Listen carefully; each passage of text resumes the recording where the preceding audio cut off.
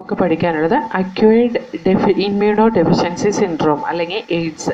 AIDS എന്ന് പറയുന്നത് acquired immuno deficiency syndrome, അതായത് ഇമ്മ്യൂൺ സിസ്റ്റത്തിൽ ഡെഫിഷ്യൻസി ഉണ്ടാവുക. അതായത് it is not a congenital disease or something, it is an infectious disease. Okay, അവിടെ കുറേ ഈ ഒരു ഇൻഫെക്ഷ്യസ് ഡിസീസ് കൊണ്ട് ഒരുപാട് സിംറ്റംസ്, ഒരു ഗ്രൂപ്പ് ഓഫ് സിംറ്റംസ് കാണിക്കുന്നതുകൊണ്ടാണ് അതിനെ സിൻഡ്രോം എന്ന് വിളിക്കുന്നത്. സിൻഡ്രോം എന്ന് പറഞ്ഞാൽ ഗ്രൂപ്പ് ഓഫ് സിംറ്റംസ് ആണ് കേട്ടോ.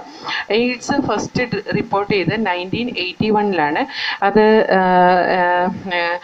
ഈ നമ്മുടെ ഏകദേശം 25 million person it is affected with AIDS. AIDS കണ്ടുപിടിച്ച് കഴിഞ്ഞപ്പോൾ വളരെ വളരെ ക്രിട്ടിക്കൽ ആയിട്ടുള്ളൊരു ഡിസീസ് തന്നെയായിരുന്നു എയ്ഡ്സ്. ഈ AIDS it is caused by human immunodeficiency virus HIV. HIV എന്ന് പറയുന്ന റിട്രോ വൈറസിൽ വരുന്നതാണ്, അതായത് ഒരു RNA ജീനോമാണ് അതിൻ്റെ. HIV ഇൻഫെക്ഷൻ ട്രാൻസ്ഫർ ചെയ്യുന്നത് സെക്ഷൽ കോൺടാക്റ്റ് വഴി ഇൻഫെക്റ്റഡ് പേഴ്സണിൽ നിന്ന്. അതേപോലെ തന്നെ ബ്ലഡ് ട്രാൻസ്ഫ്യൂഷൻ, കണ്ടാമിനേറ്റഡ് ബ്ലഡ് അല്ലെങ്കിൽ ബ്ലഡ് പ്രോഡക്റ്റ് ട്രാൻസ്ഫ്യൂഷൻ നടക്കുമ്പോൾ, അതേപോലെ തന്നെ ഷെയറിങ് ദ ഇൻഫെക്റ്റഡ് നീഡിൽസ്, അത് ഈ ഇൻട്രാവീനസ് ഡ്രഗ് അബ്യൂസേഴ്സിൻ്റെ ഇടയിലൊക്കെയാണ് ഈ ഇൻഫെക്റ്റഡ് നീഡിൽസ് ഷെയർ ചെയ്യുന്നതുകൊണ്ട് ഡിസീസ് ഉണ്ടാകുന്നത്. അതുപോലെ ഇൻഫെക്റ്റഡ് മദറിൽ നിന്ന് പ്ലാസൻ്റ വഴിയും HIV ഫീറ്റസിലേക്ക് എൻ്റർ ചെയ്തിട്ട് കുഞ്ഞിലുണ്ടാവാം. ഓക്കെ, ഈ ശരിക്കും പറഞ്ഞാൽ people who are at high risk of getting this infection include the individual who have multiple sexual partners, അതേപോലെ ഡ്രഗ് അഡിക്റ്റ് ആയിട്ടുള്ള ആൾക്കാർ, അതും ഇൻട്രാവീനസ്ലി ഡ്രഗ് എടുക്കുന്ന ആൾക്കാർ, അതുപോലെ റിപ്പീറ്റഡ് ബ്ലഡ് ട്രാൻസ്ഫ്യൂഷൻ നടത്തുന്ന കേസിൽ, അതുപോലെ HIV പേഷ്യൻറ്റിന് ജനിക്കുന്ന കുഞ്ഞ്, അവർക്കൊക്കെയാണ് ഏറ്റവും കൂടുതൽ HIV വരാനുള്ള ചാൻസ് ഉള്ളത്. ഓക്കെ, ഈ HIV ഒരിക്കലും നമ്മൾ വെറുതെ ടച്ച് ചെയ്യുന്നതുകൊണ്ട് അല്ലെങ്കിൽ ഫിസിക്കൽ കോണ്ടാക്റ്റ് കൊണ്ട് ഒന്നും സ്പ്രെഡ് ചെയ്യുന്നില്ല. അതുപോലെ ബോഡി ഫ്ലൂയിഡ് വഴി മാത്രമേ അത് സ്പ്രെഡ് ചെയ്യുന്നുള്ളൂ. അതുകൊണ്ട് തന്നെ ഇവരെയൊന്നും നമ്മൾ സമൂഹത്തിൽ നിന്ന് അകറ്റി നിർത്തേണ്ടതായിട്ട് ഇല്ല, അതായത് ഫാമിലിയിൽ നിന്ന് സൊസൈറ്റിയിൽ നിന്ന് ഐസൊലേറ്റ് ചെയ്യേണ്ട ആവശ്യമില്ല. സോ ഹിയർ ദ ഇൻഫെക്ഷൻ വന്നു കഴിഞ്ഞ് കഴിഞ്ഞാൽ എളുപ്പം നമുക്കത് മനസ്സിലാവില്ല. കാരണം എന്താണെന്ന് വെച്ചാൽ അതിൻ്റെ ഇൻക്യുബേഷൻ പീരീഡ് എന്ന് പറയുന്നത് കുറച്ച് മന്ത്സ് മുതൽ 10 years വരെ ആവാം കേട്ടോ. ഇനി ഹ്യൂമൻ ഇമ്മ്യൂണോ ഡെഫിഷ്യൻസി വൈറസസിൽ എന്തൊക്കെ ഉണ്ടെന്ന് നമുക്ക് നോക്കാം. ഇത് 2016 ചോദിച്ചൊരു ക്വസ്റ്റ്യൻ ആണ് കേട്ടോ. ഇതൊരു റിട്രോ വൈറസ് ആണ്. It contain RNA as its genome. അതുപോലെ തന്നെ it has it's on reverse transcriptase enzyme. 2 copy reverse transcriptase enzyme ഉണ്ട് ഇവർക്ക്. അതുകൊണ്ട് തന്നെ വൈറസ് ഇൻഫെക്റ്റ് ചെയ്യുന്ന നോർമൽ സെല്ലിൽ ഇൻഫെക്റ്റ് ചെയ്ത് കഴിഞ്ഞിട്ടുണ്ടെങ്കിൽ അതിൽ നിന്ന് പെട്ടെന്ന് അത് റിവേഴ്സ് ട്രാൻസ്ക്രിപ്റ്റേസ് എൻസൈം വെച്ചിട്ട് DNA ഉണ്ടാക്കി ആ DNA ഹോസ്റ്റ് സെല്ലിലുള്ള DNAയോട് ഇൻകോർപ്പറേറ്റ് ചെയ്ത് അവിടെ അത് മൾട്ടിപ്ലൈ ചെയ്യുകയും അതിനുവേണ്ട പ്രോഡക്ട്സ് എല്ലാം ഉണ്ടാക്കി ഏത് സെല്ലിലാണോ അത് ഇൻഹാബിറ്റ് ചെയ്യുന്നത് ആ സെല്ലിനെ അതിൻ്റെ ഫാക്ടറിയാക്കി മാറ്റും, അതായത് HIV വൈറസിൻ്റെ ഫാക്ടറിയാക്കി മാറ്റും. ഓക്കെ, നമുക്കിവിടെ ഹ്യൂമൻ ബീങ്സിൽ ഇത് എങ്ങനെയാണ് ഇൻഫെക്റ്റ് ചെയ്യുന്നത് നമുക്ക് നോക്കാം. ഹ്യൂമൻ ബീങ്സിൻ്റെ ബോഡിയിൽ കയറി കഴിഞ്ഞ് കഴിഞ്ഞാൽ it enters into macrophages. Macrophages എൻ്റെ ഉള്ളിൽ RNA ജീനോമിനെ റിപ്ലിക്കേറ്റ് ചെയ്യിപ്പിച്ചിട്ട് വൈറൽ DNA ആക്കി മാറ്റും, അതായത് റിവേഴ്സ് ട്രാൻസ്ക്രിപ്ഷൻ ചെയ്യിപ്പിച്ചിട്ട് വൈറൽ DNA ആക്കി മാറ്റും. റിവേഴ്സ് ട്രാൻസ്ക്രിപ്റ്റേസ് എൻസൈമിൻ്റെ പ്രസൻസിലാണ് ഇത് ചെയ്യുന്നത്. ഈ വൈറൽ DNA ഹോസ്റ്റ് DNAയുടെ അല്ലെങ്കിൽ മാക്രോഫേജിൻ്റെ DNA ആയിട്ട് ഇൻകോർപ്പറേറ്റ് ചെയ്ത് കാണും. Then from there it will start produce virus as well as viral particles also. അതേപോലെ HIV T ഹെൽപ്പർ സെൽസിലേക്കും എൻ്റർ ചെയ്യും, അവിടെ അത് റിപ്ലിക്കേറ്റ് ചെയ്യും, അത് പ്രോജനി വൈറസസിനെയൊക്കെ പ്രൊഡ്യൂസ് ചെയ്യും.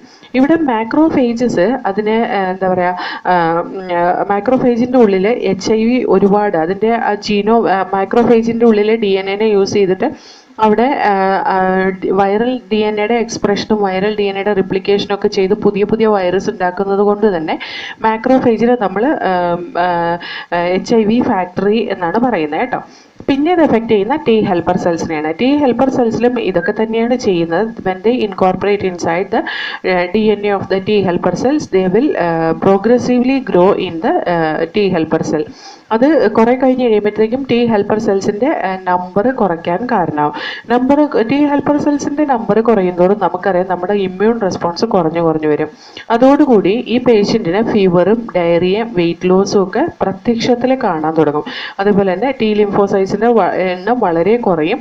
അത് ഇൻഫെക്ഷ്യസ് ഡിസീസസ് എസ്പെഷ്യലി മൈക്കോബാക്ടീരിയം, അതായത് TB പോലത്തെ അസുഖങ്ങൾ, viral infections, fungal infections, even ടോക്സോപ്ലാസ്മയുടെ ഇൻഫെക്ഷൻ പോലും, അതായത് പാരസൈറ്റ് ആയിട്ടുള്ള ടോക്സോപ്ലാസ്മയുടെ ഇൻഫെക്ഷൻ പോലും അവരുടെ ബോഡിയിൽ ഉണ്ടാകുന്ന കാണാം.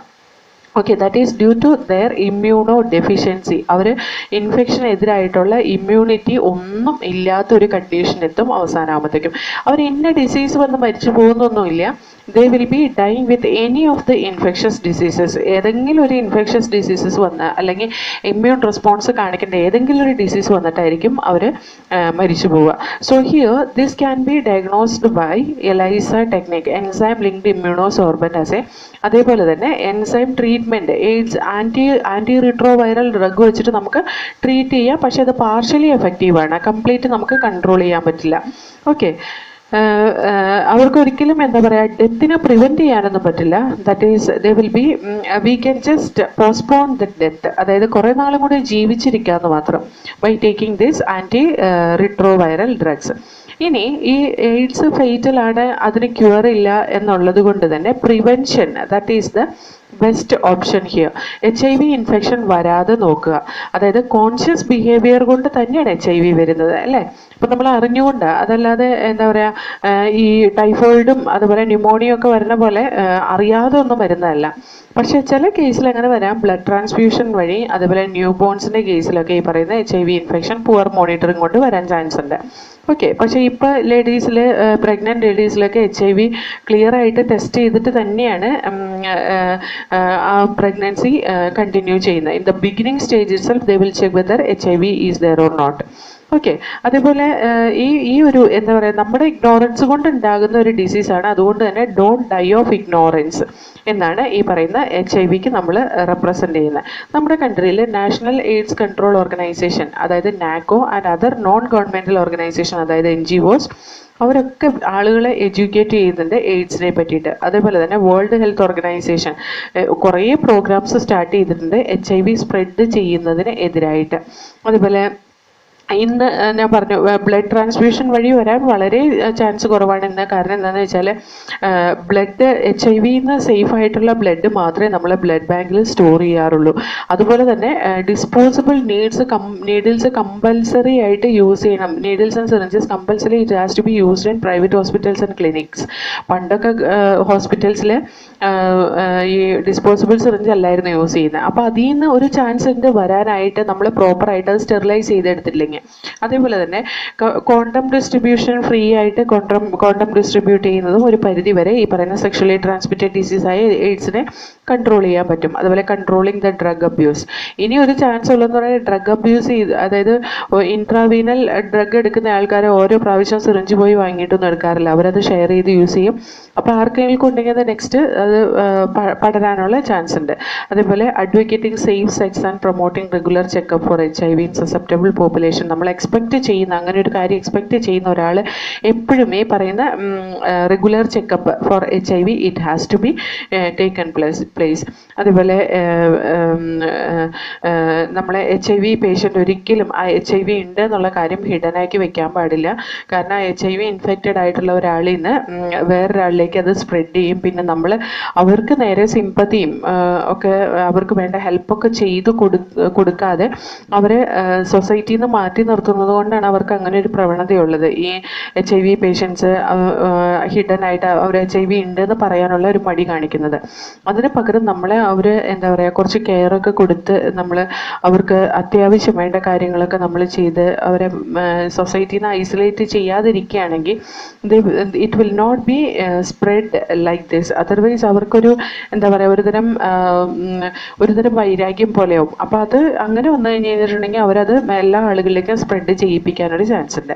ഇനി അടുത്ത ഫേറ്റൽ ഡിസീസ് എന്ന് പറയുന്നത് ക്യാൻസറാണ്. ക്യാൻസർ ഒരിക്കലും ഒരു ഇൻഫെക്ഷസ് ഡിസീസ് അല്ല. ക്യാൻസർ ഇൻഫെക്ഷൻ കൊണ്ട് ഉണ്ടാവാം, ദാറ്റ് ഈസ് റിട്രോവൈറൽ ഓൺകോജനിക് വൈറസ് കൊണ്ടുണ്ടാവും. പക്ഷേ ക്യാൻസർ എന്ന് പറയുന്നത് സാധാരണ നോൺ ഇൻഫെക്ഷസ് ആയിട്ടുള്ള ഫേറ്റൽ ആയിട്ടുള്ള ഒരു ഡിസീസ് ആയിട്ടാണ് കൺസിഡർ ചെയ്യുന്നത്. ഓക്കെ, നമ്മുടെ ലോകത്ത് ഏറ്റവും കൂടുതൽ ആളുകൾ മരിക്കുന്നത് ഈ പറയുന്ന ക്യാൻസർ ഡിസീസ് കൊണ്ടാണ്. More than 1 million Indian suffer from cancer. നമ്മൾ ഈ തിരുവനന്തപുരത്ത് മറ്റേ റീജിയണൽ ക്യാൻസർ സെൻറ്ററിൽ പോയി നോക്കിയാൽ അറിയാം എത്രമാത്രം ക്യാൻസർ പേഷ്യൻസ് ഉണ്ടെന്നും ആനുവലി എത്ര പേര് മരിക്കുന്നുണ്ടെന്നും. നമുക്ക് കണ്ടാൽ കഷ്ടം തോന്നുന്ന അത്രയും ആളുകൾക്ക് ഇന്ന് ക്യാൻസർ ഉണ്ട്. ഓക്കെ, ഈ ക്യാൻസർ ഡെവലപ്പ് ചെയ്യാനുള്ള ഒരു കാരണം, development of cancer or oncogenic transformation of the cell, its treatment and control have been some of the most intense area of the biology research and medicine. Biology റിസർച്ചിലും അതുപോലെ തന്നെ medicinal ഫീൽഡിലും ഉള്ള ഒരു വളരെ important ആയിട്ടുള്ള സ്റ്റഡിയാണ് എങ്ങനെയാണ് ക്യാൻസർ ഡെവലപ്പ് ചെയ്യുന്നതെന്നും എങ്ങനെയാണ് ഒരു സെല്ല് ഓൺകോജനിക് ആയിട്ട് മാറുന്നത്. ഓൺകോജനിക് ആയിട്ട് മാറുന്നത് ക്യാൻസറസ് ആയിട്ട് മാറുന്നത് അതിൻ്റെ അർത്ഥം. അതുപോലെ തന്നെ എന്ത് ട്രീറ്റ്മെൻ്റ് ആണ് അതിന് വേണ്ടിയിട്ട് യൂസ് ചെയ്യാൻ പറ്റുക, അതെങ്ങനെ കൺട്രോൾ ചെയ്യാൻ പറ്റും, ഇതൊക്കെ നമ്മൾ എന്താ പറയുക, still it is under research.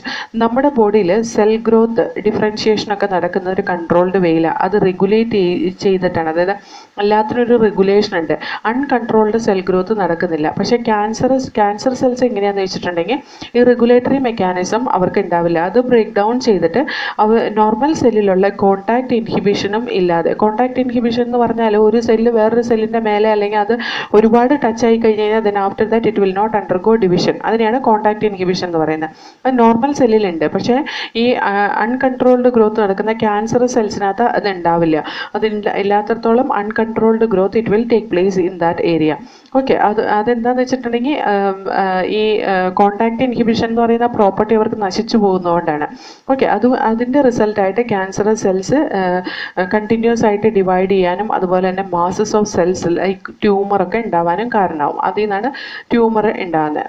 Tumours ഉണ്ടായി കഴിഞ്ഞിട്ടുണ്ടെങ്കിൽ ട്യൂമർ രണ്ട് തരത്തിലുണ്ട് കേട്ടോ. അതായത് ബിനൈൻ ട്യൂമറും അതുപോലെ തന്നെ മാലിഗ്നൻ ട്യൂമറും ഉണ്ട്. ബിനൈൻ ട്യൂമർ എന്ന് പറഞ്ഞാൽ അത് ഉണ്ടായത് എവിടെയാണോ ആ ഒറിജിനൽ ലൊക്കേഷനിൽ തന്നെ അതിരിക്കും. It will not spread to other part of the body. അതുകൊണ്ട് തന്നെ അത് കുറച്ച് ഡാമേജ് ഉണ്ടാക്കുള്ളൂ. ബിനൈൻ ട്യൂമറിന് നമുക്ക് ജസ്റ്റ് ഓപ്പറേഷൻ ചെയ്തിട്ട് ആ ട്യൂമർ ഭാഗം മാത്രം റിമൂവ് ചെയ്ത് കഴിഞ്ഞിട്ടുണ്ടെങ്കിൽ it can be curable. Malignant tumour എന്ന് പറഞ്ഞിട്ടുണ്ടെങ്കിൽ സ്പ്രെഡ് ആകുന്നതാണ്. കാരണം എന്താണെന്ന് വെച്ചാൽ ഒരു mass of proliferating cells called neoplastic അല്ലെങ്കിൽ ട്യൂമർ സെൽസ് അവിടെ ഉണ്ടായി വളരെ ഫാസ്റ്റായിട്ടാണ്. ബിനൈൻ ട്യൂമറിലെ പോലെയല്ല, വളരെ ഫാസ്റ്റായിട്ട് വളരുകയും അതിൻ്റെ അടുത്തുള്ള സറൗണ്ടിങ് നോർമൽ ടിഷ്യൂസിനെയൊക്കെ നശിപ്പിക്കുകയും ചെയ്യും. ഇതിങ്ങനെ ആക്റ്റീവായിട്ട് ഡിവൈഡ് ചെയ്യുന്നതുകൊണ്ട് അവർക്ക് ഗ്രോത്തിന് വേണ്ടിയിട്ട് കുറേ ന്യൂട്രിയൻസ് വേണ്ടി വരും. അതുകൊണ്ട് തന്നെ നോർമൽ സെൽസൊക്കെ സ്റ്റാർവ് ചെയ്യാൻ തുടങ്ങും. കാരണം അതിനടുത്തിരിക്കുന്ന ട്യൂമർ സെല്ല് ഇത് ഫുഡ് മുഴുവൻ അബ്സോർബ് ചെയ്തെടുക്കുന്നതുകൊണ്ട് ബാക്കി സെൽസൊക്കെ സ്റ്റാർവ് ചെയ്യാൻ തുടങ്ങും. അങ്ങനെ ഈ ഒരുപാട് അൺകൺട്രോൾഡ് ഗ്രോത്ത് ഉണ്ടാവുന്നതിന് ചില സെൽസ് സ്ലഫ് ഓഫ് ചെയ്യും. അതായത് അവിടെ നിന്ന് വിട്ടു പോന്നിട്ട് that will be reach to distance ആയി ത്രൂ ദ ബ്ലഡിൽ കൂടെ അത് വേറെ പല സ്ഥലത്തും എത്താനും പല ഭാഗത്ത് എത്തിക്കഴിയുമ്പോൾ അത് ഇതിൻ്റെ സ്വഭാവം പുറത്തെടുക്കുകയും ചെയ്യും. അവിടെയും ഇത് ട്യൂമർ ഉണ്ടാക്കും. ഈ ഒരു പ്രോപ്പർട്ടിക്ക് നമ്മൾ പറയുന്നതാണ് മെറ്റാസ്റ്റാസിസ്. അത് ശരിക്കും പറഞ്ഞാൽ മാലിഗ്നൻ ട്യൂമറിൻ്റെ ഒരു ക്യാരക്ടറാണ് മെറ്റാസ്റ്റാസിസ് എന്ന് പറയുന്നത്. അത് എന്താ പറയുക, വളരെ ഡ്രാസ്റ്റിക് ആയിട്ടുള്ള ഒരു കണ്ടീഷനാണ്, വളരെ ഡേഞ്ചറസ് ആയിട്ടുള്ള കണ്ടീഷനാണ്. ഇനി എന്തായിരിക്കും ഈ ക്യാൻസറിൻ്റെ കാരണങ്ങൾ, causes of cancer? Normal cell cancerous ആയിട്ടുള്ള നിയോപ്ലാസ്റ്റിക് സെല്ലായിട്ട് മാറുന്നത് ഫിസിക്കൽ ഇൻഡക്ഷൻ കൊണ്ടോ അല്ലെങ്കിൽ കെമിക്കൽ ഓർ ബയോളജിക്കൽ ഏജൻസിൻ്റെ ഇൻഡക്ഷൻ കൊണ്ടോ ആണ്. ഈ ഏജൻസിനെ നമ്മൾ കാർസിനോജൻസ് എന്നാണ് പറയുക. അയോണൈസിങ് റേഡിയേഷൻ ലൈക്ക് എക്സ്റേസും ഗാമാ റേസും ഈ പറയുന്ന കാർസിനോജനായിട്ട് ആക്ട് ചെയ്യാം. നോൺ അയണൈസിങ് റേഡിയേഷൻ ആയിട്ടുള്ള UV റേസും DNA-ക്ക് ഡാമേജ് ഉണ്ടാക്കി അതുപോലെ തന്നെ നിയോപ്ലാസ്റ്റിക് ട്രാൻസ്ഫോർമേഷൻ ചെയ്യുന്നത് നമുക്ക് കാണാൻ പറ്റും. അതുപോലെ കെമിക്കൽ കാർസിനോജൻ, ടൊബാക്കോ സ്മോക്കിലൊക്കെ ഉണ്ട് കെമിക്കൽ കാർസിനോജൻ. ഇത് ലങ് ക്യാൻസറിന് ഒരു major cos of lung cancer ആണ് കേട്ടോ, ഈ ടൊബാക്കോ സ്മോക്കിലുള്ള കാർസിനോജൻ എന്ന് പറയുന്നത്. ഈ വൈറസസ്, ഓൺകോജനിക് ആയിട്ടുള്ള വൈറസസും വൈറൽ ഓൺകോജീൻസ് വന്നിട്ട് ഈ പറയുന്ന ക്യാൻസർ സെൽസ് ഉണ്ടാക്കാം. അതായത് ഓൺകോജനിക് ആയിട്ടുള്ള വൈറസസ് നിയോപ്ലാസ്റ്റിക് ആയിട്ടുള്ള സെൽസ് ഉണ്ടാക്കാം നമ്മുടെ ബോഡിയിൽ. അതേപോലെ several genes, that is cellular oncogene or proto-oncogene have been identified in normal cell. അതായത് നമ്മുടെ ബോഡിയിൽ തന്നെ നോർമൽ സെല്ലിൽ തന്നെ ഓൺകോജനിക് ആയിട്ട് പെട്ടെന്ന് കൺവേർട്ട് ചെയ്യാൻ സാധ്യതയുള്ള പ്രോട്ടോ ഓൺകോജീൻസ് ഇരിക്കുന്നുണ്ടാവും. ഈ പ്രോട്ടോ ഓൺകോജീൻസ് ആക്ടിവേറ്റ് ആകുമ്പോൾ, ചില കണ്ടീഷനിൽ അത് ആക്ടിവേറ്റ് ആകുമ്പോഴാണ് ഓൺകോജനിക് ട്രാൻസ്ഫോർമേഷൻ ഓഫ് സെൽസ് ഉണ്ടാകുന്നത്. ഓക്കെ, അതിന് ഞാനിപ്പോൾ ഒരു എക്സാമ്പിൾ പറഞ്ഞാൽ നമ്മൾ പറയും ലങ് ക്യാൻസർ ഉണ്ടാവും ഒരുപാട് സ്മോക്ക് ചെയ്താന്ന്, അല്ലേ? എല്ലാ ചെയിൻ സ്മോക്കേഴ്സിനും ലങ് ക്യാൻസർ ഉണ്ടാവാറുണ്ടോ? ഇല്ല. അല്ലേ? കാരണം എന്താണ്, എല്ലാ ചെയിൻ സ്മോക്കേഴ്സിനും ലങ് ക്യാൻസർ ഉണ്ടാവാത്തതിന് കാരണം എന്താണെന്ന് വെച്ചാൽ അവർക്ക് പ്രോട്ടോ ഓൺകോജനിക് ആയിട്ടുള്ള സെൽസ് ഉള്ളവർക്ക് പെട്ടെന്ന് ഈ ടൊബാക്കോ സ്മോക്ക് ചെല്ലുമ്പോഴത്തേക്കും ടൊബാക്കോൻ്റെ കണ്ടന്റ് എത്തുമ്പോഴത്തേക്കും പെട്ടെന്ന് അത് ക്യാൻസറസ് ആയിട്ട് മാറും. ബാക്കിയുള്ളവർക്ക് അത്ര പ്രശ്നം ഉണ്ടാവില്ല. അതുകൊണ്ടാണ്. അപ്പോൾ ആ പ്രോട്ടോ ഓൺകോജീൻസ് ഇരിക്കുന്നത് നോർമൽ സെല്ല് പ്രോട്ടോ ഓൺകോജീൻസ് ആയിട്ടുള്ളത് പെട്ടെന്ന് ഓൺകോജനിക് ആയിട്ട് കൺവേർട്ട് ചെയ്യും when the carcinogenic agents comes in contact with that cell. ഇനി ക്യാൻസർ എങ്ങനെ ഡിറ്റക്ട് ചെയ്യാം, എങ്ങനെ അല്ലെങ്കിൽ ഡയഗ്നോസ് ചെയ്യാം, അതാണ് next. Early detection of cancer essential ആണ് എന്ന് പറഞ്ഞിട്ടുണ്ടെങ്കിൽ നമുക്ക് പല കേസസിലും ഏർലി ഡിറ്റക്ഷൻ ഓഫ് ക്യാൻസർ കുറേ സക്സസ്ഫുൾ ട്രീറ്റ്മെൻറ്റിന് ഹെൽപ്പ് ചെയ്തിട്ടുണ്ട്. ക്യാൻസർ ഡിറ്റക്ഷൻ അത് ബയോപ്സിനെയും histopathological studies of tissues and blood and bone marrow blood and bone marrow test for instant cell count in the case of leukaemia. പലതരത്തിലുള്ള studies ചെയ്യുന്നുണ്ട്. അതായത് biopsy എന്ന് പറയുന്നത് എന്താണെന്ന് വെച്ചാൽ നമ്മൾ ഇപ്പോൾ ഒരു പേഷ്യൻറ്റിന് എന്തെങ്കിലും ഒരു ഔട്ട് ഗ്രോത്ത് ഉണ്ടായി, അത് റിമൂവ് ചെയ്യണമെന്ന് ഡോക്ടർ പറഞ്ഞു, റിമൂവ് ചെയ്തു. പക്ഷെ നമുക്കറിയില്ല whether it is a cancer or not. ഇത് ക്യാൻസർ ആണെന്ന് അറിഞ്ഞാൽ പോലും അത് മാലിഗ്നൻ്റ് ആണോ അതോ ബിനൈൻ ക്യാൻസർ ആണോ അല്ലെങ്കിൽ ബിനൈൻ ട്യൂമർ ആണോ എന്ന് അറിയില്ല. അതിന് വേണ്ടിയിട്ട് ചെയ്യുന്ന ഒരു ടെസ്റ്റാണ് ബയോപ്സി എന്ന് പറയുന്നത്. ബയോപ്സി എന്ന് പറഞ്ഞാൽ വേറൊന്നുമല്ല, നമ്മൾ കട്ട് ചെയ്ത് റിമൂവ് ചെയ്ത ആ ടിഷ്യൂവിൻ്റെ cross section very thin slices ആയിട്ട് എടുത്തിട്ട് ആ തിൻ സ്ലൈസിനെ നമ്മൾ സ്റ്റെയിൻ ചെയ്ത് ഹിസ്റ്റോപത്തോളജി ലാബിലേക്ക് അല്ലെങ്കിൽ ഒരു പത്തോളജിസ്റ്റിന് അയച്ചു കൊടുത്ത് ഹിസ്റ്റോപത്തോളജി ലാബിൽ പത്തോളജിസ്റ്റ് അതിൻ്റെ സൈറ്റോപ്ലാസത്തിൻ്റെ മോർഫോളജി സ്റ്റഡി ചെയ്തിട്ടാണ്, അതായത് ആ ക്യാൻസറസ് സെൽസ് അല്ലെങ്കിൽ ആ ഗ്രോത്തിലിരിക്കുന്ന ടിഷ്യൂവിൻ്റെ ഓരോ സെൽസിനെ സൈറ്റോപ്ലാസം സ്റ്റഡി ചെയ്യുമ്പോൾ സൈറ്റോപ്ലാസത്തിൻ്റെ ക്യാരക്ടർ വെച്ച് അവർക്ക് മനസ്സിലാവും അത് ക്യാൻസറസ് ആണോ എന്നുള്ള കാര്യം മനസ്സിലാവും. അത് ഏത് തരത്തിലുള്ള ബിനൈൻ ആണോ അതേപോലെ മാലിഗ്നൻ്റ് ആണോ എന്നും അവർക്ക് അതിൽ നിന്ന് കണ്ടുപിടിക്കാൻ പറ്റും. അതേപോലെ blood and bone marrow test വഴി നമുക്ക് ഈ പറയുന്ന ക്യാൻസർ കണ്ടുപിടിക്കാം. അതേപോലെ ലുക്കീമിയയുടെയൊക്കെ കേസിൽ സെൽ കൗണ്ട് നോക്കിക്കഴിഞ്ഞാലും നമുക്കിത് ഐഡൻറ്റിഫൈ ചെയ്യാൻ പറ്റുന്നതാണ്. ബയോപ്സിയിൽ ഞാൻ പറഞ്ഞു സസ്പെക്റ്റഡ് ടിഷ്യൂ തിൻ സെക്ഷനാക്കി കട്ട് ചെയ്തിട്ട് സ്റ്റെയിൻ ചെയ്തിട്ട് മൈക്രോസ്കോപ്പിൻ്റെ ഹിസ്റ്റോപത്തോളജിക്കൽ സ്റ്റഡി നടത്തുന്നതാണ് ഈ പറയുന്ന ബയോപ്സി സ്റ്റഡി. പത്തോളജിസ്റ്റാണ് അത് ചെയ്യുന്നത്. അതേപോലെ റേഡിയോഗ്രാഫി യൂസ് ചെയ്ത്, അതായത് എക്സ്റേ യൂസ് ചെയ്ത് കമ്പ്യൂട്ടർ ടോമോഗ്രാഫി അല്ലെങ്കിൽ CT സ്കാൻ വഴി അല്ലെങ്കിൽ MRI scanning like magnetic resonance imaging വഴി നമുക്ക് ട്യൂമർ ഡിറ്റക്ട് ചെയ്യാം. These all are very useful to detect cancers of internal organs. Computer ടോമോഗ്രാഫിയിൽ എക്സ്റേ യൂസ് ചെയ്തിട്ട് നമുക്ക് 3D image of internals of an object കണ്ടുപിടിക്കാം. അതായത് നമ്മുടെ ഒരു എന്താ പറയുക ഇൻറ്റേർണൽ ഓർഗൻസിൻ്റെയൊക്കെ 3D പിക്ചർ നമുക്ക് ഈ പറയുന്ന കമ്പ്യൂട്ടർ ടോമോഗ്രാഫി അല്ലെങ്കിൽ CT സ്കാനിങ് വഴി കാണാവുന്നതാണ്. അതുപോലെ MRI യൂസ് ചെയ്യുന്ന സ്ട്രോങ് മാഗ്നറ്റിക് ഫീൽഡും അതുപോലെ തന്നെ നോൺ അയണൈസിങ് റേഡിയേഷൻസുമാണ്. ഇത് pathological and physiological change in the living tissue കറക്റ്റായിട്ട് ഡിറ്റക്ട് ചെയ്യാൻ കഴിയുന്നതാണ്.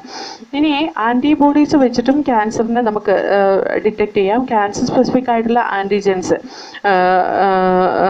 നമുക്ക് ചില ക്യാൻസറിനെ ഡിറ്റക്ട് ചെയ്യാൻ വേണ്ടിയിട്ട് യൂസ് ചെയ്യാം. Antibodies against cancer specific antigens are also used for detection of certain cancers. അതുപോലെ തന്നെ മോളിക്കുലാർ ബയോളജി, ഇത് ഒരു സെറോളജിക്കൽ ടെസ്റ്റാണ് കേട്ടോ ഇപ്പോൾ ഞാൻ പറഞ്ഞത്.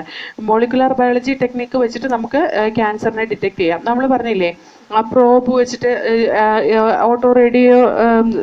റേഡിയേഷൻ അതായത് റേഡിയോ ആക്റ്റീവ്ലി ലേബിൾഡ് പ്രോബ് വെച്ചിട്ട് നമുക്ക് ക്യാൻസറിൻ്റെ ഏർലി ഡിറ്റക്ഷന് വേണ്ടിയിട്ട് യൂസ് ചെയ്യാം.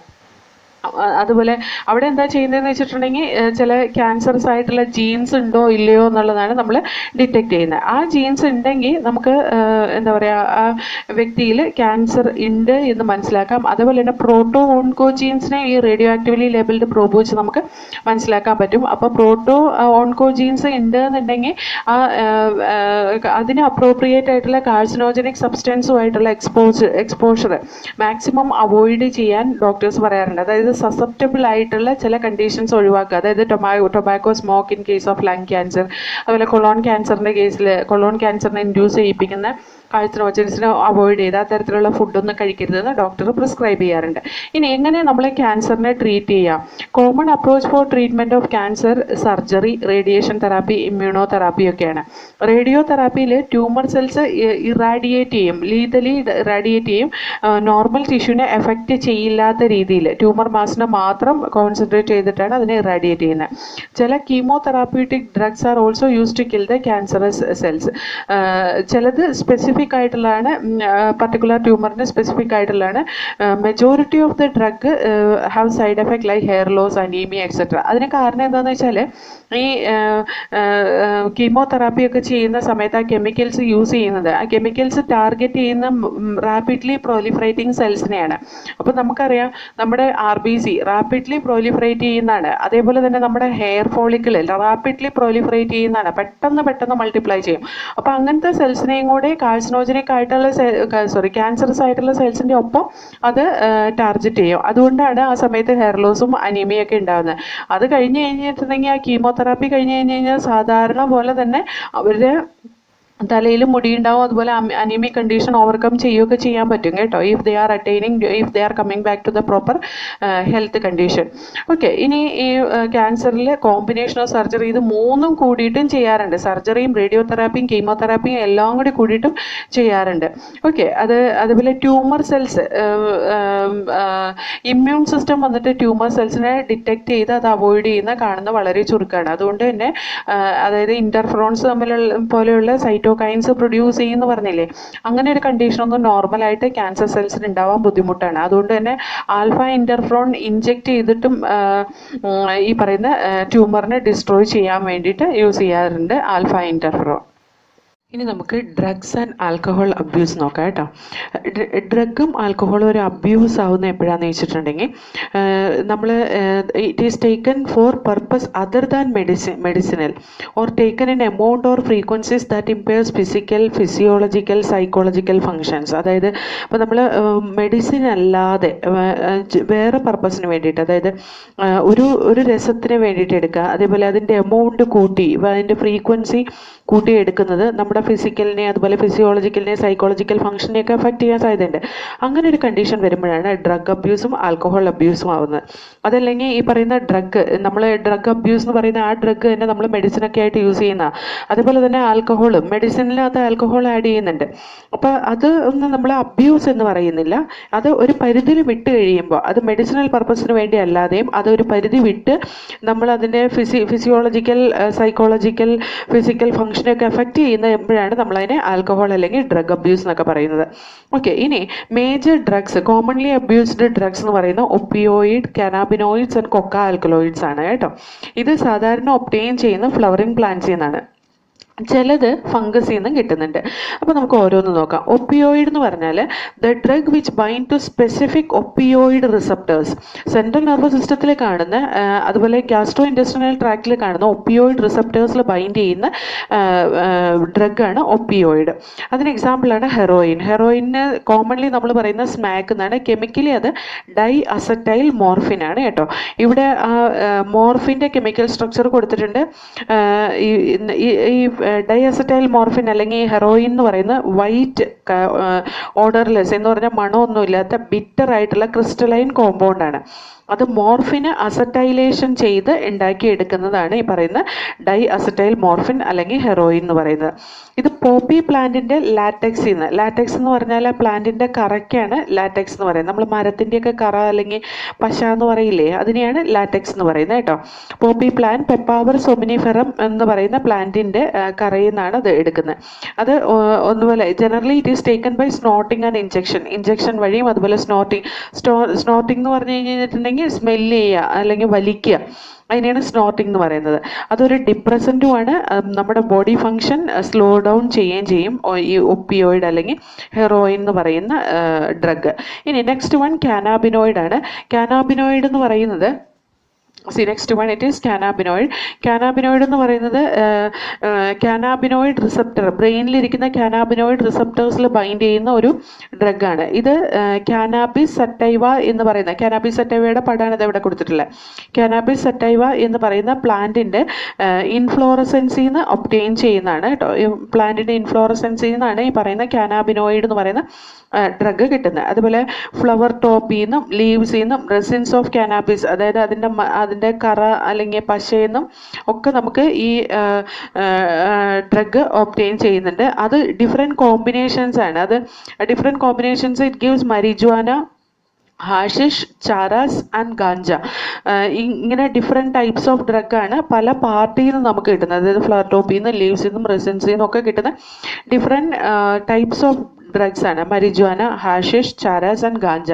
ഇവിടെ കാനാബിനോയിഡ് മോളിക്യൂളിൻ്റെ സ്ട്രക്ചറും കൊടുത്തിട്ടുണ്ട്. ഇത് സാധാരണ ചോദിക്കാറുണ്ട് കേട്ടോ. ഇതിൻ്റെ ഈ മോർഫിൻ്റെ സ്ട്രക്ചർ കൊടുത്തിട്ട് ഇത് എന്താണ്, മോർഫിൻ്റെ സ്ട്രക്ചർ ഏതാണെന്ന് ചോദിക്കാം. അതല്ലെങ്കിൽ മോർഫിൻ്റെ സ്ട്രക്ചർ കൊടുത്തിട്ട് ഇത് ഏത് മോളിക്യൂളാണെന്ന് ചോദിച്ചിട്ട് മോർഫിന്, കാനാബിനോയിഡ്, അങ്ങനെ കൊളസ്ട്രോൾ മോളിക്യൂൾ, അങ്ങനെ പലതും കൊടുക്കാം. അപ്പോൾ നമ്മൾ അറ്റ്ലീസ്റ്റ് ആ സ്ട്രക്ചർ ഒന്ന് മനസ്സിലാക്കി പൊക്കോളൂ. കാണാതെ വരയ്ക്കാനൊന്നും പഠിക്കേണ്ട. എന്നാലും നമ്മൾ ആ സ്ട്രക്ചർ കാണുമ്പോൾ നമുക്ക് മനസ്സിലാവണം ഇത് ഇന്ന ഡ്രഗിൻ്റെ പടാന്ന് സ്ട്രക്ചറാണെന്ന് നമുക്ക് മനസ്സിലാവണം. ഓക്കെ, ഇനി ഈ കാനാബിനോയിഡ്സ് ജനറലി എടുക്കുന്നത് ഇൻഹൈലേഷൻ വഴി അല്ലെങ്കിൽ ഓറൽ ഇഞ്ചക്ഷൻ വഴിയാണ്. ഇൻഹൈലേഷൻ എന്ന് പറഞ്ഞാൽ നമ്മൾ മൂക്കിൽ കൂടെ, അതല്ലെങ്കിൽ നമ്മൾ ഇഞ്ചക്ഷൻ വഴി, അതായത് കഴിക്കുകയാണ് ചെയ്യുക. ഈ ഇതിൻ്റെ എഫക്റ്റ് എന്ന് പറഞ്ഞാൽ കാർഡിയോ വാസ്കുലർ സിസ്റ്റത്തിനെയും എഫക്റ്റ് ചെയ്യും. ഓക്കെ, ചില സ്പോർട്സ് പേഴ്സണ് ഇത് അൺനെസസറിലി യൂസ് ചെയ്യാറുണ്ട്, അല്ലെങ്കിൽ ഡ്രഗ് അബ്യൂസ് ആയിട്ട് അവരും യൂസ് ചെയ്യാറുണ്ട്. ഇനി നെക്സ്റ്റ് വൺ ഈസ് കൊക്കൈൻ ആണ് കേട്ടോ. കൊക്ക ആൽക്കലോയിഡ് ഓർ കൊക്കൈൻ. അത് കൊക്ക പ്ലാന്റ് അല്ലെങ്കിൽ എറിത്രോസൈലം കൊക്ക എന്ന് പറയുന്ന പ്ലാന്റിൽ നിന്ന് എക്സ്ട്രാക്ട് ചെയ്യുന്നതാണ്. അത് നമ്മുടെ ന്യൂറോ ട്രാൻസ്മിറ്റർ ഡോപ്പമൈൻ ഇൻ്റർഫിയർ ചെയ്യുന്നതാണ് കേട്ടോ. ഇതിനെ കോമൺലി നമ്മൾ പറയുന്ന കോക്ക് അല്ലെങ്കിൽ ക്രാക്ക്. അത് സാധാരണ സ്നോർട്ട് ചെയ്യാണ് ചെയ്യുക. സ്നോർട്ട് ചെയ്യുക എന്ന് പറഞ്ഞിട്ടുണ്ടെങ്കിൽ എന്താ പറയുക, നമ്മൾ ഈ മൂക്കിപ്പൊടി വലിക്കില്ലേ, അതേപോലെ വലിക്കുന്നതിനാണ് സ്നോർട്ട് ചെയ്യുക എന്ന് പറയുന്നത്. അതൊരു potent stimulating effect on the central nervous system. Central nervous സിസ്റ്റത്തിനെ സ്റ്റിമുലേറ്റ് ചെയ്യിപ്പിക്കുകയാണ് ചെയ്യുക. അതായത് നമുക്ക് അമിതമായിട്ടുള്ള സന്തോഷം തോന്നും, അതുപോലെ എനർജി കൂടിയ പോലെ തോന്നും. യൂഫോറിയ എന്ന് പറയുന്ന അമിതമായ സുഖസന്തോഷ വികാരത്തിനൊക്കെ പറയുന്നതാണ് യൂഫോറിയ എന്ന് കേട്ടോ. അപ്പോൾ it produce sense of euphoria and increase energy. അതിൻ്റെ എക്സസീവ് ഡോസേജ് വന്നു കഴിഞ്ഞാൽ ഹാലൂസിനേഷൻ വരും. ഹാലൂസിനേഷൻ എന്ന് പറഞ്ഞാൽ ഒരുമാതിരി കിക്കായ പോലെയാവും. Next one is different hallucinogens. ഈ കൊക്കൈനും കഴിഞ്ഞു. ഇനി നമുക്ക് കുറേ ഡ്രഗ്സ് ഹാലൂസിനോജൻസിനെ പറ്റിയിട്ടാണ് നമ്മൾ പഠിക്കാൻ പോകുന്നത്. ഹാലൂസിനോജൻസ് സാധാരണ ഒബ്റ്റെയിൻ ചെയ്യുന്ന എട്രാപ്പ ബെലോഡോണ ആൻഡ് ദത്തൂറ സ്പീഷീസ്. എട്രോപ്പ ബെലോഡോണയെന്നും അതുപോലെ തന്നെ ദത്തൂറ സ്പീഷീസ്, ദത്തൂറയുടെ പടം അവിടെ കൊടുത്തിട്ടുണ്ട്, ഒക്കെയാണ് ഇത് കിട്ടുന്നത്. ലൈസർജിക് ആൻഡ് ഡൈഇഥൈൽ അമൈഡ് ഒക്കെ കിട്ടുന്ന ക്ലാവിസെപ്സ് പർപ്യൂറിയ എന്ന് പറയുന്ന ഒരു ഫംഗസിൽ നിന്നാണ്. ഈ ഡ്രഗ്സ് എല്ലാം സൈക്കഡെലിക് ഡ്രഗ് എന്നാണ് പറയുന്നത്. കാരണം എന്താണെന്ന് വെച്ചാൽ നമ്മുടെ സെൻസ് ഓർഗൻസിനെയും അതുപോലെ തന്നെ സെറിബ്രത്തിനെയൊക്കെ എഫക്റ്റ് ചെയ്യുന്നതാണ് ഈ സൈക്കഡെലിക് ഡ്രഗ് കേട്ടോ. അതേപോലെ ഈ ഡ്രഗ്സ് തോട്ട്സിനെ, നമ്മുടെ ചിന്തകളെയും ഫീലിങ്സിനെയും പെർസെപ്ഷനെയും ഒക്കെ എഫക്റ്റ് ചെയ്യുന്നതാണ് ഈ പറയുന്ന ഡ്രഗ്സ്, അതായത് ഹാലൂസിനോജൻസ്. ഓക്കെ, അതേപോലെ medically these are given to patient cope with mental illness, അതായത് ഡിപ്രഷൻ, ഇൻസോംനിയ, അങ്ങനത്തെ പോലത്തെ ഡിസീസിനൊക്കെ വേണ്ടിയിട്ട് മെഡിക്കലി നമ്മളിത് ഈ ഹാലൂസിനോജൻസ് യൂസ് ചെയ്യുന്നുണ്ട്, പക്ഷേ ഒരു പർട്ടിക്കുലർ ഡോസിലാന്ന് മാത്രം. ഇനി നെക്സ്റ്റ് വൺ ടൊബാക്കോ പ്ലാന്റ്. അതും ഒരു തരത്തിലുള്ള ഡ്രഗ് അബ്യൂസ് ആണ്. Tobacco it may be smoked, ഒന്നുപോലെ അത് വലിക്കുന്നതാവാം, അല്ലെങ്കിൽ ച്യൂഡ്, അല്ലെങ്കിൽ സ്നഫ്ഡ്, മൂക്കിപ്പൊടി പോലെ വലിക്കുന്ന പൊടിയായിട്ട് വലിക്കുന്നതാവാം. അങ്ങനത്തെയൊക്കെയാണ് ടൊബാക്കോ അബ്യൂസ് എന്ന് പറയുന്നത്. ടൊബാക്കോയിൽ നിക്കോട്ടിനും അതുപോലെ നിക്കോട്ടിൻ ആൻഡ് ആൽക്കലോയിഡ്, ഒരു ആൽക്കലോയിഡ് നിക്കോട്ടിനാണ് കണ്ടെയ്ൻ ചെയ്തിട്ടുള്ളത്. ഈ നിക്കോട്ടിൻ അഡ്രിനൽ ഗ്ലാൻഡിനെ സ്റ്റിമുലേറ്റ് ചെയ്യിപ്പിച്ച് ബ്ലഡ് പ്രഷറൊക്കെ കൂട്ടാനും ഹാർട്ട് റേറ്റ് കൂട്ടാനും കാരണമാക്കും. ഈ ടൊബാക്കോ പ്ലാന്റ് സ്മോക്ക് ചെയ്യുന്നത് കൊണ്ടുള്ള ദൂഷ്യങ്ങൾ എന്തൊക്കെയാണെന്ന് വെച്ചാൽ ലങ് ക്യാൻസർ വരാം, യൂറിനറി ബ്ലാഡർ ക്യാൻസർ വരാം, അതുപോലെ തന്നെ ത്രോട്ടിൽ ക്യാൻസർ വരാം, ബ്രോങ്കൈറ്റിസ് വരാം, എംഫിസീമ വരാം, കൊറോണറി ഹാർട്ട് ഡിസീസസ് വരാം, ഗ്യാസ്ട്രിക് അൾസർ വരാം. അങ്ങനെ പലതരത്തിലുള്ള ഡിസീസും കോസ് ചെയ്യാൻ സ്മോക്കിംഗ് ടൊബാക്കോ. അതുപോലെ smoking increase carbon monoxide content in ബ്ലഡിലെ കാർബൺ മോണോക്സൈഡ് കണ്ടന്റ് കൂട്ടുകയും oxygen carrying capacity of haemoglobin കുറയ്ക്കുകയും ചെയ്യും. ഓക്കെ, അതുപോലെ ടൊബാക്കോ ച്യൂ ചെയ്യുന്നത് ഓറൽ ക്യാൻസറിനും കാരണമാവാം. ഇനി നമ്മൾ ഈ കുറേ ഡ്രഗ്സിൻ്റെ കാറ്റഗറീസ് ഞാൻ പറഞ്ഞുതരാം. സാധാരണ ഈ ചാപ്റ്ററിൽ നിന്ന് ചോദിക്കുന്ന അങ്ങനത്തെ ക്വസ്റ്റ്യൻസ് ആണ് കേട്ടോ. ഓരോ കാറ്റഗറി ഡ്രഗ് ഞാൻ ജസ്റ്റ് പറഞ്ഞുതരാം, നിങ്ങൾ വേണമെങ്കിൽ ഒന്ന് എഴുതിയെടുത്തോ. ഞാൻ ഏത് ടൈപ്പ് ഡ്രഗാണെന്നും അതിൻ്റെ എക്സാമ്പിളും അതിൻ്റെ എഫക്റ്റും അതിൻ്റെ ക്ലിനിക്കൽ യൂസുമാണ് ഞാനിവിടെ പറയാൻ പോകുന്നത് കേട്ടോ. So here The sedative and tranquilizers, അതായത് depressant type of drug sedative and tranquillisers or depressant. അതിന് എക്സാമ്പിളാണ് barbiturate and benzodiazepine. Benzodiazepines എന്ന് പറയുന്ന വേറൊരു പേരാണ് വാലിയം. ഇത് സെഡേറ്റീവ് ആൻഡ് ഡിപ്രസൻ്റ് ആണ് കേട്ടോ ഈ ഡ്രഗ്. ഇതിൻ്റെ എഫക്റ്റ് എന്താണെന്ന് വെച്ചാൽ ബ്രെയിനിൻ്റെ ആക്ടിവിറ്റീനെ ഡിപ്രസ് ചെയ്യിപ്പിക്കുക, അതേപോലെ തന്നെ കാംനെസ് ഫീലിംഗ് ഉണ്ടാക്കുക, റിലാക്സേഷൻ ഫീൽ ചെയ്യിപ്പിക്കുക, ഡ്രൗസിനെസ് ഫീൽ ചെയ്യിപ്പിക്കുക. ഒരുപാട് എടുത്താൽ നമ്മൾ ഡീപ്പ് സ്ലീപ്പ് ആവും. ഓക്കെ, അതാണ് ഈ പറയുന്ന സെഡേറ്റീവ് ആൻഡ് ട്രാൻസ്ക്വിലൈസേഴ്സിൻ്റെ എഫക്റ്റ്. ഇനി അതിൻ്റെ ക്ലിനിക്കൽ യൂസ് എന്ന് പറയുന്ന ഹിപ്നോട്ടിസത്തിന് യൂസ് ചെയ്യാറുണ്ട്, അതേപോലെ തന്നെ ആൻറ്റി ആങ്സൈറ്റിക്ക് വേണ്ടിയിട്ട് യൂസ് ചെയ്യാറുണ്ട്. അതായത് ഉത്കണ്ഠ, നമുക്ക് അമിതമായ ഉത്കണ്ഠ ഉണ്ടാവുമ്പോൾ അത് കുറയ്ക്കാൻ വേണ്ടിയിട്ട് യൂസ് ചെയ്യാറുണ്ട്. ഇനി നെക്സ്റ്റ് വൺ ഒപ്പിയേറ്റ് നർക്കോട്ടിക്സ്. ഒപ്പിയേറ്റ് നർക്കോട്ടിക്സ് അത് വേറൊരു തരത്തിലുള്ള ഡ്രഗാണ്. അതിൻ്റെ എക്സാമ്പിൾസ് ആണ് ഒപ്പിയം, മോർഫിൻ, ഹെറോയിൻ, പെത്തിഡിൻ, മെത്തഡോൺ, ഇതൊക്കെ കേട്ടോ. അതിനകത്ത് ഒപ്പിയം, മോർഫിൻ, ഹെറോയിൻ അറ്റ്ലീസ്റ്റ് ഇത്രയും ഓർത്തിരിക്കുക. ഇതിൻ്റെ എഫക്റ്റ് എന്താണെന്ന് വെച്ചാൽ ബ്രെയിനിൻ്റെ ഫങ്ഷനെ സപ്രസ് ചെയ്യിപ്പിക്കും, അതേപോലെ തന്നെ ഇൻറ്റൻസ് പെയിനിൽ നിന്ന് റിലീഫ് തരും. അതായത് ഫിസിക്കൽ ആൻഡ് മെൻ്റൽ, നമുക്ക് എന്തെങ്കിലും വല്ലാതെ ബുദ്ധിമുട്ട് തോന്നി അതിൽ നിന്നൊരു റിലീഫ് കിട്ടും ഈ പറയുന്ന ഒപ്പിയേറ്റ് നർക്കോട്ടിക് ഡ്രഗ് എടുത്തു കഴിഞ്ഞിട്ടുണ്ടെങ്കിൽ. ഇത് ടെമ്പററി യൂഫോറിയ ഉണ്ടാക്കും, അതായത് നമുക്ക് തൽക്കാലത്തേക്കൊരു സന്തോഷം ഫീൽ ചെയ്യും.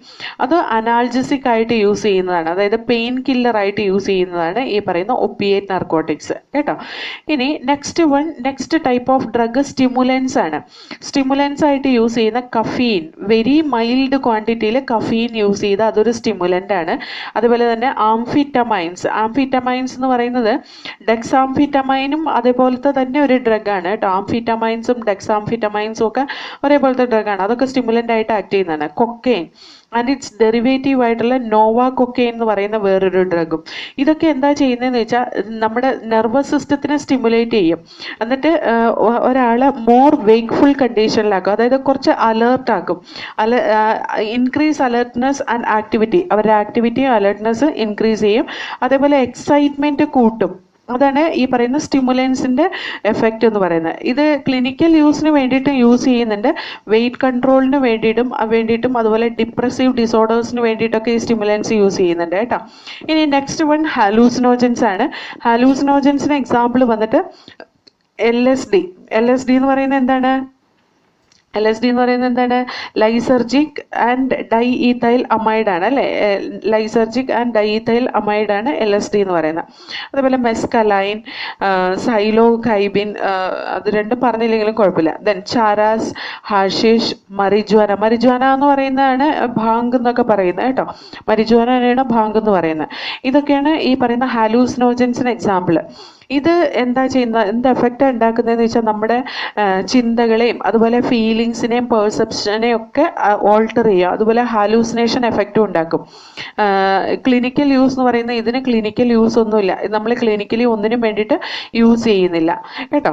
ഇനി നമുക്ക് adolescence and drug alcohol abuse നോക്കാം. അഡോളസൻസ് പീരീഡിലാണ് എപ്പോഴും ഡ്രഗ് ആൽക്കഹോൾ അബ്യൂസ് സാധാരണ ഹ്യൂമൻ ബീങ്സിൽ സ്റ്റാർട്ട് ചെയ്യുന്നത്. 12 to 18 years ഓഫ് ഏജ് എന്ന് പറയുന്ന ഒരാളുടെ ചൈൽഡ്ഹുഡിൽ നിന്ന് ടീനേജിലേക്ക് പാസ് ചെയ്യുന്ന ഒരു പ്രായമാണ്. അന്നേരം അവരുടെ ബോഡിയിൽ കുറേ ചേഞ്ചസ്, അതായത് ബയോളജിക്കൽ ബിഹേവിയറൽ ചേഞ്ചസും അതുപോലെ തന്നെ ഫിസിയോളജിക്കൽ ചേഞ്ചസും സൈക്കോളജിക്കൽ ചേഞ്ചസും ഒക്കെ ഉണ്ടാവും.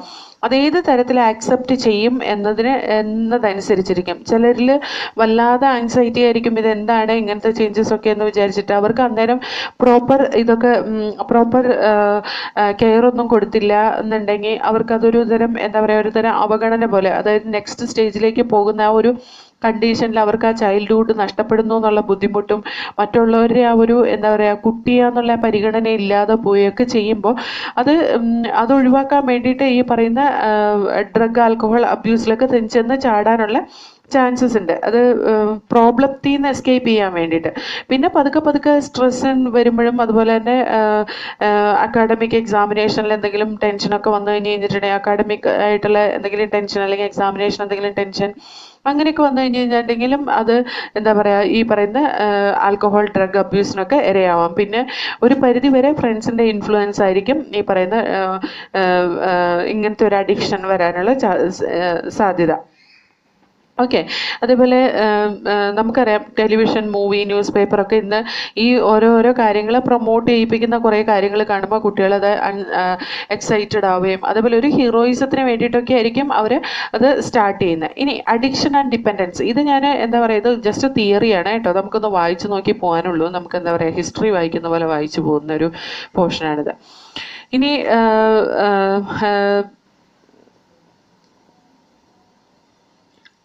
നമ്മൾ അഡിക്ഷൻ എന്ന് പറയുന്നത് ഈ ചില psychological attachment to certain effect, അതായത് euphoria and temporary feeling of wellbeing.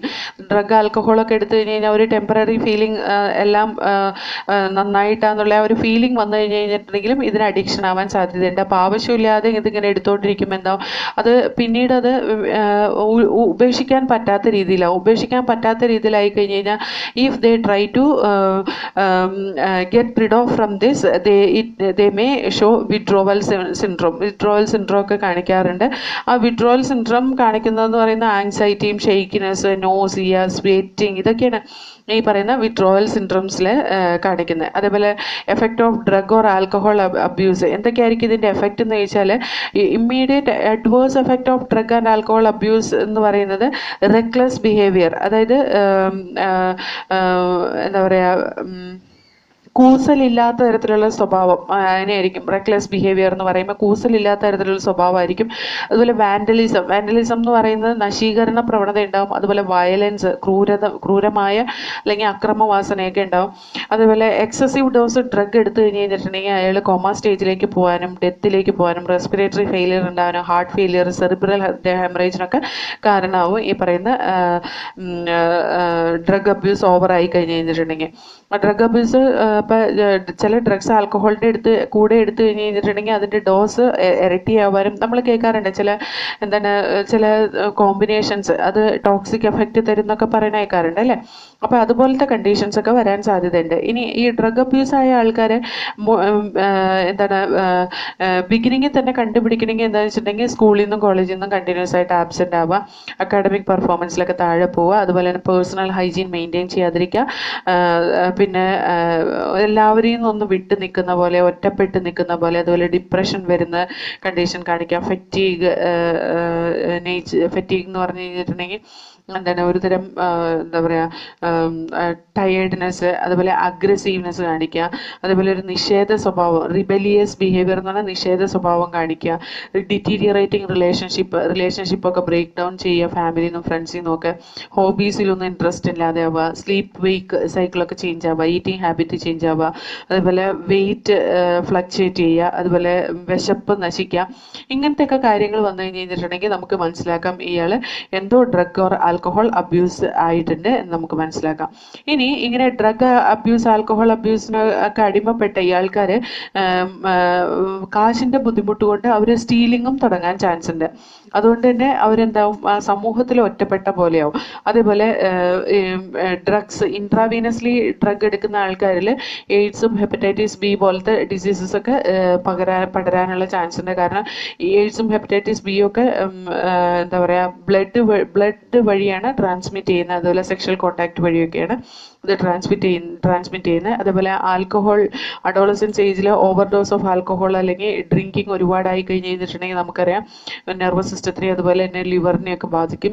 Liver cirrhosis ഒക്കെ ഉണ്ടാവാനുള്ള സാധ്യതയുണ്ട്. പ്രഗ്നൻസിയിൽ ഡ്രഗും ആൽക്കഹോളും എടുത്തു കഴിഞ്ഞ് കഴിഞ്ഞിട്ടുണ്ടെങ്കിൽ അത് ഫീറ്റസിനെ തന്നെ അഡ്വേഴ്സ്ലി അഫക്റ്റ് ചെയ്യും.